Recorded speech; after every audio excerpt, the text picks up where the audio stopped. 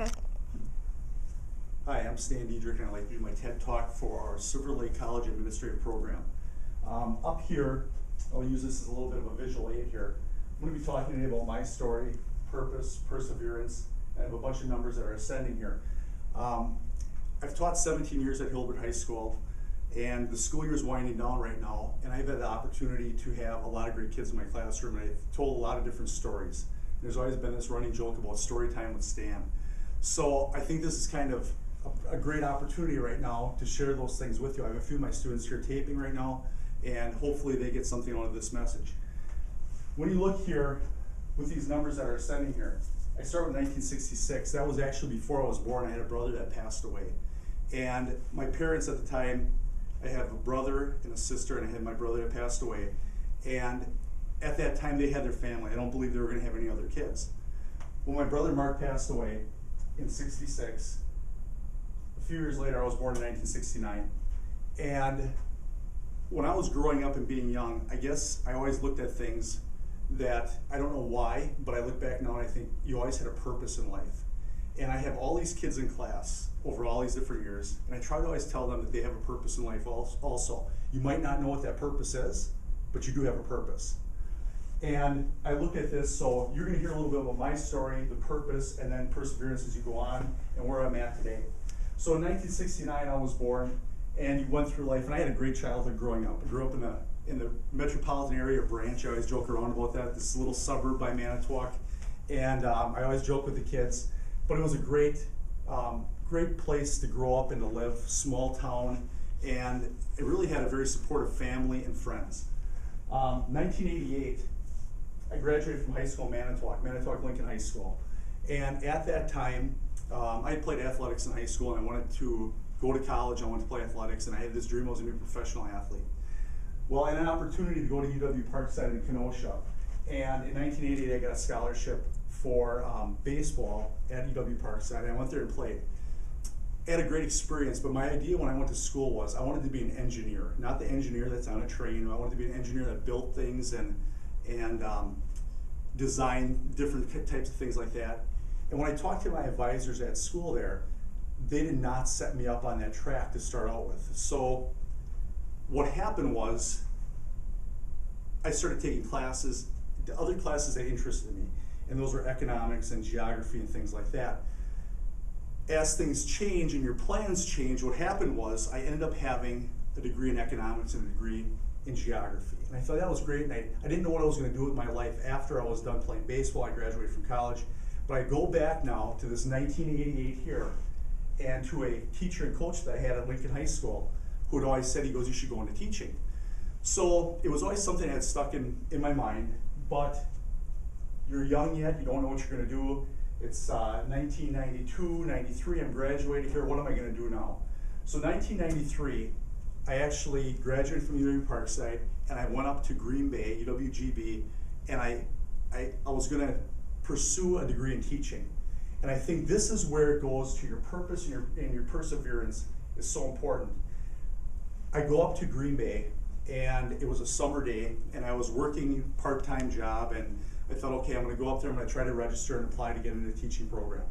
So I go up there and I talk to this counselor, and I told her, I said, I just graduated from UW Parkside, I have a double major in economics and geography, and I would like to go into the education program. I believe I had like a 3.2 GPA somewhere in there, which was, I thought fairly good for everything I had done playing baseball in college and all those other types of things.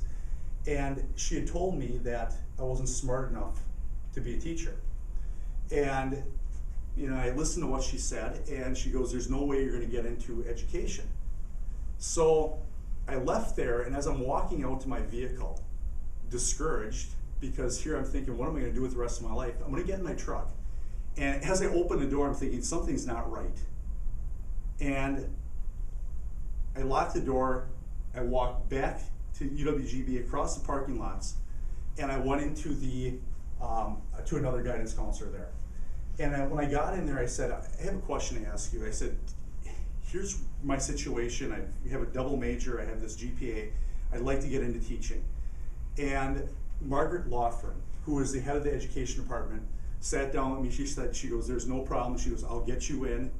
And she said, we'll get you done in about 1.5 years. And I go back to this perseverance and this purpose. And going back to what I said about having a purpose, if I think now, what would have happened if I would have opened that door and I would have gotten in that truck and I would have left from someone telling me I couldn't do that? And I sat there with Margaret and she set everything up. And I ended up going through the classes I had to take and doing my student teaching in Manitowoc and all those types of things. But if I would have taken that one discouragement of, you can't do this, I don't know where I'd be today. And I guess if I don't know where I'd be today, I don't know if I'd have been able to have the opportunity to talk to all these different kids over all the years and have this great experience that I've had and hopefully pass something on to them. So I go to 1993 and I started the program, and I actually graduated in 1995 with my teaching certification. And I taught part-time in Manitowoc for 1 year. And then in 1997, which I feel is a monumental year, is I got hired at Hilbert as a full-time teacher in social studies. And when I look at that now, I've been here from 1997 to this point in 2014. And in between, there's been so many things that have happened. And I look at that, and I think when I first started teaching, whenever you try something new, which teaching was, you just got to try to survive. And I think back how bad I probably was. And every time I see kids that I had back from 1997, 98, 99, the first thing I always do is apologize to them.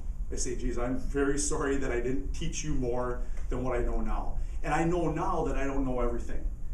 And I look back, but I really do feel that I care for the kids. I want to see them do well, and I want to see them succeed, and I want to give them a chance.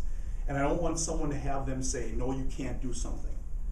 So I look back at that in 1997, 98, I'm just trying to survive here in class. And you're trying to figure things out, and you have all these things you're taught, but the reality is until you're thrown into the fire, you don't know what it's like.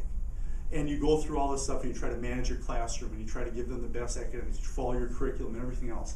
So I look at 97 and 98, there is no possible way I would ever imagine that I would want to go on and have a master's degree.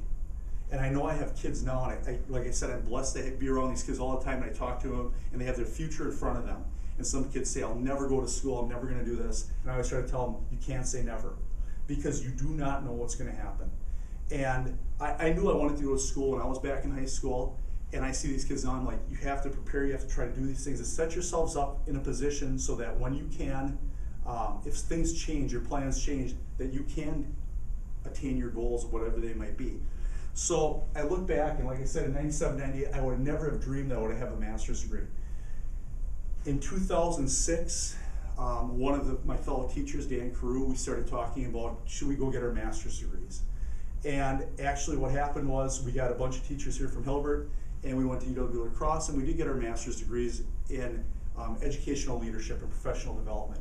And it was a great experience, and I think it really helped me try to do different things in the classroom to help kids learn. After that was done, I would have told you there would be no way that I would go on for any further schooling. And what happens now is I find myself here in 2014, and it's a culminating experience, and I'm going to be licensed in curriculum and instruction and be a principal. I don't have any idea if I'd ever want to do that, because I really enjoy being in a classroom and being around kids. But the point is, you don't know what the future holds for you. And I think going back to this whole thing about the story and the purpose and perseverance, I guess going back and kind of make this full circle, I look now and I think my purpose is to help kids. And hopefully I've done a good job at that, and hopefully I continue to do a good job and a better job at that, and to give them a direction and to help them to be whatever they can be. Because I had people that were very supportive when I was in high school. And I had very supportive family, teachers, and coaches. And along with that, they always encouraged me, and they gave me that idea. And I think I know my students pretty well, and I always tell them, I think I could really see you going into business, or I could see you being a teacher, or I could see you doing these things. I give them those words of encouragement because that might make a difference in their life. And when I look at this, I don't know what every kid's purpose is. I have no idea. And I think there's a lot of kids that sit here and they think, I might not fit in with this group. I'm not getting along with my boyfriend or girlfriend. My parents are mad at me. I don't get along with my brothers and sisters. I don't know what I'm going to do in life. But the reality is, when you look at that now, and I look it's been 26 years since I graduated from high school. And now I have kids that are graduating. I'm thinking 26 years. And you look at everything that's happened in your life, getting married, having kids, having a wonderful family, and all those types of things. And the beauty is, these kids that are here have no idea what their future holds. And to have someone tell you, no, you can't do that, I think is a devastating thing. And I think there's a lot of times that you have to persevere, and you're going to go through a lot of difficulties and trouble in your life. And the things that, I look at right now, and I hope I don't have to deal with any of these things, but the reality is they're out there. And if you can deal with these things and battle through them, and don't get discouraged and keep picking yourself up, I really think that you're going to have a very successful and enjoyable life. And you have that perseverance, you have that purpose. Your purpose might be there to help people. Maybe it's to invent something new. Maybe it's to provide service for someone. Maybe it's to provide care for someone to give encouragement or love. But the reality is, you all have a purpose, and you have to keep battling through those things, and you all have a story. Some people only have a story up to 15 years old. Maybe it's 18 years old. Maybe it's 25 years old. Who knows what it is? But the reality is, you all have this story. And I think when you look at that and you do these things, you will have a successful lifetime. And that's really what success is, when you look at that. And I'd like to leave you with this poem that I was given when I was in high school. And it, to me, I think it means a lot, because there's things that we're challenged with in life. And I always try to look at this and I think, you know what? You have to keep battling through. And the poem is called Don't Quit. And it goes like this. When things go wrong, as they sometimes will, when the road you're trudging seems all uphill, when the funds are low and the debts are high, and you want to smile but you have to sigh, when care is pressing you down a bit, rest if you must, but don't you quit. Life is queer with its twists and turns, as every one of us sometimes learns, and many a failure turns about when he might have won had he stuck it out. So don't give up, though the pace seems slow. You may succeed with another blow. Success is failure turned inside out, the silver tint of the clouds of doubt. You can never tell how close you are. You may be near when it seems so far. So stick to the fight when your heart is hit. It's when things go wrong that you must not quit. Thank you and good luck.